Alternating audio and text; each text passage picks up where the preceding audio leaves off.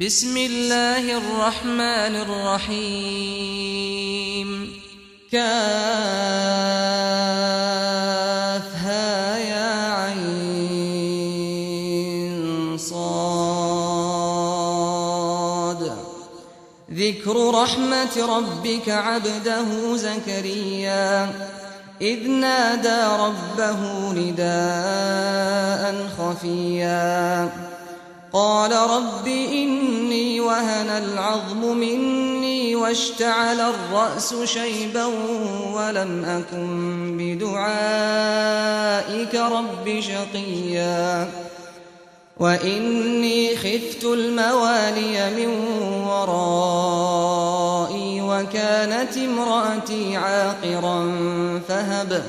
فهب لي من لدنك وليا يرثني ويرث من آل يعقوب واجعله رب رضيا يا زكريا إنا نبشرك بغلام اسمه يحيى لم نجعل له من قبل سميا قال رب أنى يكون لي غلام وكانت امرأتي عاقرا وقد بلغت من الكبر عتيا قال كذلك قال ربك هو علي هين وقد خلقتك من قبل ولم تك شيئا قال رب اجعل لي آية قال آيتك ألا تكلم الناس 3 ليال سويا فخرج على قومه من المحراب فأوحى إليهم أن سبحوا بكرة وعشيا يا يحيى خذ الكتاب بقوة وآتيناه الحكم صبيا وحنانا من لدنا وزكاة وكان تقيا وبرا بوالديه ولم يكن جبارا عصيا وسلام عليه يوم ولد ويوم يموت ويوم يبعث حيا واذكر في الكتاب مريم إذ انتبذت من أهلها مكانا شرقيا فاتخذت من دونهم حجابا فأرسلنا إليها روحنا فتمثل لها بشرا سويا قالت إني أعوذ بالرحمن منك إن كنت تقيا قال إنما أنا رسول ربك لأهب لك غلاما زكيا قالت أنى يكون لي غلام ولم يمسسني بشر ولم أك بغيا قال كذلك قال ربك هو علي هين ولنجعله آية للناس ورحمة منا وكان أمرا مقضيا فحملته فانتبذت به مكانا قصيا فأجاءها المخاض إلى جذع النخلة قالت يا ليتني مت قبل هذا وكنت نسيا منسيا فناداها من تحتها ألا تحزني قد جعل ربك تحتك سريا وهزي إليك بجذع النخلة تساقط عليك رطبا جنيا فكلي واشربي وقري عينا فإما ترين من البشر أحدا فقولي إني نذرت للرحمن صوما فلن أكلم اليوم إنسيا فأتت به قومها تحمله قالوا يا مريم لقد جئت شيئا فريا يا أخت هارون ما كان أبوك امرأ سوء وما كانت أمك بغيا فأشارت إليه قالوا كيف نكلم من كان في المهد صبيا قال إني عبد الله آتاني الكتاب وجعلني نبيا وجعلني مباركا أينما كنت وأوصاني بالصلاة والزكاة ما دمت حيا وبرا بوالدتي ولم يجعلني جبارا شقيا والسلام علي يوم ولدت ويوم أموت ويوم أبعث حيا ذلك عيسى ابن مريم قول الحق الذي فيه يمترون ما كان لله أن يتخذ من ولد سبحانه إذا قضى أمرا فإنما يقول له كن فيكون وإن الله ربي وربكم فاعبدوه هذا صراط مستقيم فاختلف الأحزاب من بينهم فويل للذين كفروا من مشهد يوم عظيم أسمع بهم وأبصر يوم يأتوننا لكن الظالمون اليوم في ضلال مبين وأنذرهم يوم الحسرة إذ قضي الأمر وهم في غفلة وهم لا يؤمنون إنا نحن نرث الأرض ومن عليها وإلينا يرجعون واذكر في الكتاب إبراهيم إنه كان صديقا نبيا إذ قال لأبيه يا أبت لم تعبد ما لا يسمع ولا يبصر ولا يغني عنك شيئا يا أبت إني قد جاءني من العلم ما لم يأتك فاتبعني أهدك صراطا سويا يا أبت لا تعبد الشيطان إن الشيطان كان للرحمن عصيا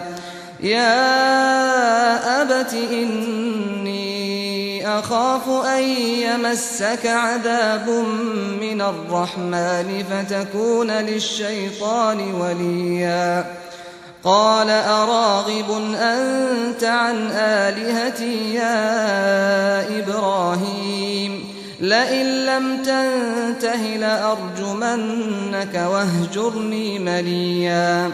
قال سلام عليك سأستغفر لك ربي إنه كان بي حفيا وأعتزلكم وما تدعون من دون الله وأدعو ربي عسى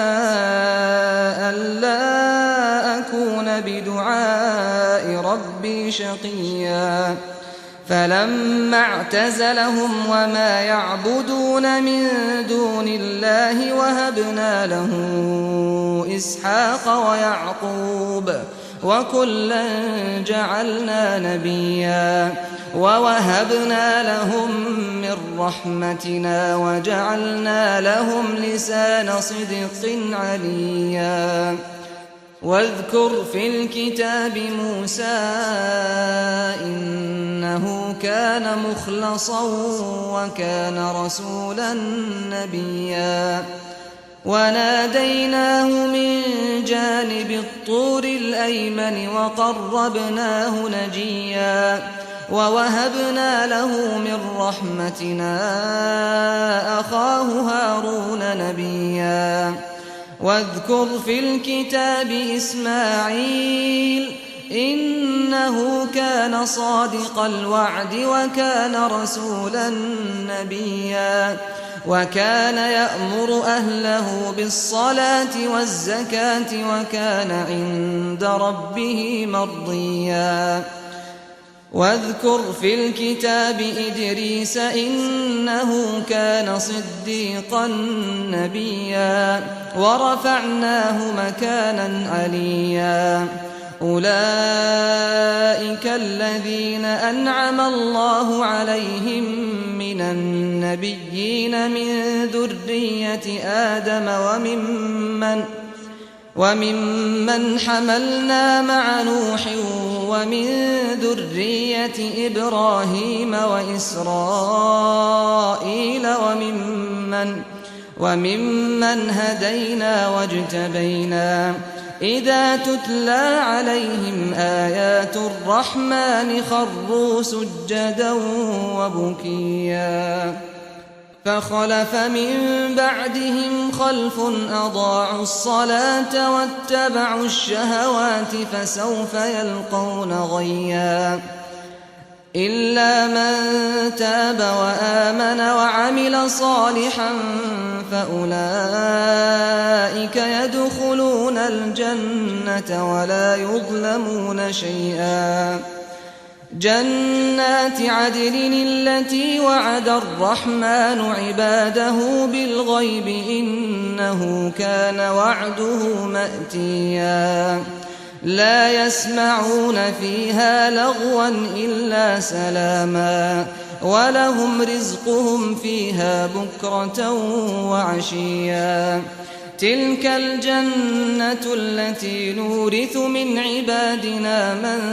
كان تقيا وما نتنزل إلا بأمر ربك له ما بين أيدينا وما خلفنا وما بين ذلك وما كان ربك نسيا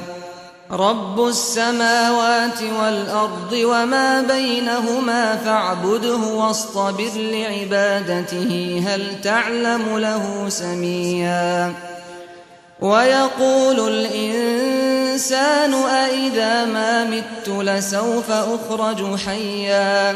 أولا يذكر الإنسان أنا خلقناه من قبل ولم يك شيئا فوربك لنحشرنهم والشياطين ثم لنحضرنهم حول جهنم جثيا ثم لننزعن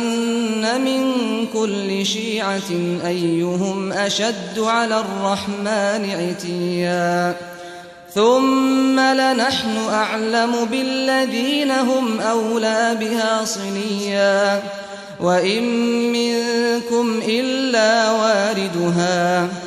وإن منكم إلا واردها كان على ربك حتما مقضيا ثم ننجي الذين اتقوا ونذر الظالمين فيها جثيا وإذا تتلى عليهم آياتنا بينات قال الذين كفروا للذين آمنوا أي الفريقين خير مقاما وأحسن نديا وكم أهلكنا قبلهم من قرن هم أحسن أثاثا ورئيا قل من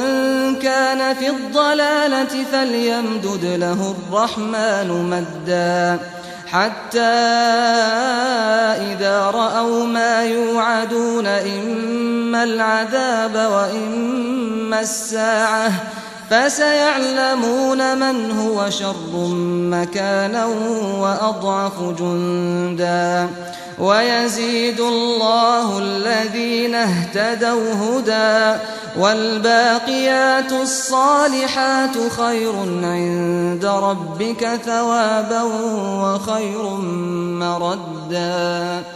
أفرأيت الذي كفر بآياتنا وقال لأوتين مالا وولدا أطلع الغيب أم اتخذ عند الرحمن عهدا كلا سنكتب ما يقول ونمد له من العذاب مدا ونرثه ما يقول ويأتينا فردا واتخذوا من دون الله آلهة ليكونوا لهم عزا كلا سيكفرون بعبادتهم ويكونون عليهم ضدا ألم تر أنا أرسلنا الشياطين على الكافرين تؤزهم أزا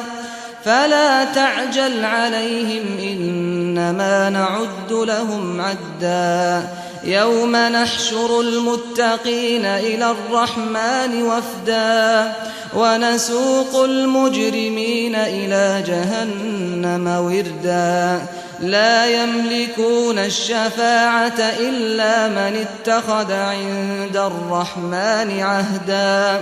وقالوا اتخذ الرحمن ولدا لقد جئتم شيئا إدا تكاد السماوات يتفطرن منه وتنشق الأرض وتخر الجبال هدا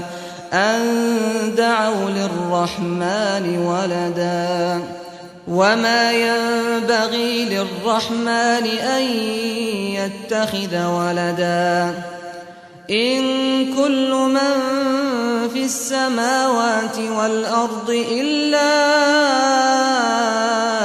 آتي الرحمن عبدا لقد أحصاهم وعدهم عدا وكلهم آتيه يوم القيامة فردا إن الذين آمنوا وعملوا الصالحات سيجعل لهم الرحمن ودا فإنما يسرناه بلسانك لتبشر به المتقين وتنذر به قوما لدا وكم أهلكنا قبلهم من قرن هل تحس منهم من أحد أو تسمع لهم ركزا